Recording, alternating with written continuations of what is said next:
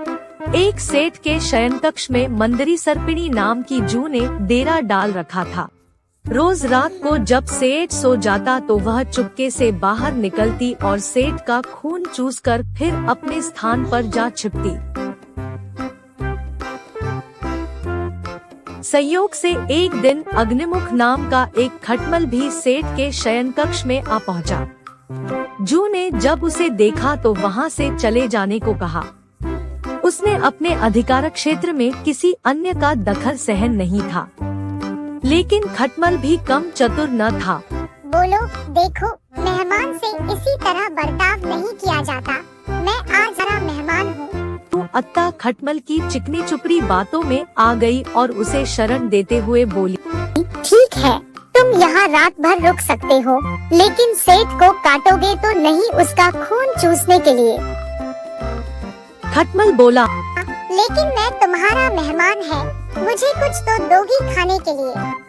और सेठ के खून से बढ़िया भोजन और क्या हो सकता है। जू बोली, तुम चुपचाप सेठ का खून चूस लेना, उसे पीड़ा का आभास नहीं होना चाहिए।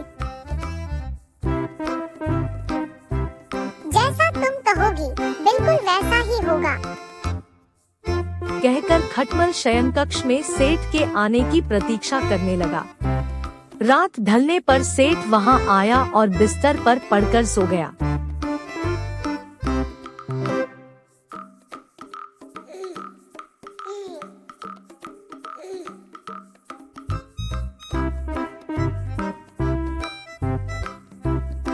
उसे देख खटमल सब कुछ भूलकर सेठ को काटने लगा, खून चूसने के लिए।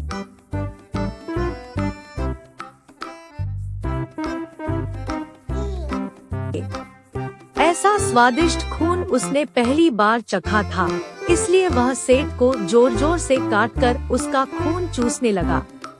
इससे सेठ के शरीर में तेज खुजली होने लगी और उसकी नींद उचट गई। उसने क्रोध में भरकर अपने सेवकों से खटमल को ढूंढकर मारने को कहा। यह सुनकर चतुर खटमल तो पलंग के पाए के नीचे छिप गया, लेकिन चादर के कोने पर बैठी जू सेठ के सेवकों की नजर में आ गई। उन्होंने उसे पकड़ा और मार डाला। सीख, हमें अजनबियों की चिकनी चुपड़ी बातों में आकर उन पर भरोसा नहीं करना चाहिए, अपितु उनसे सावधान ही रहना चाहिए।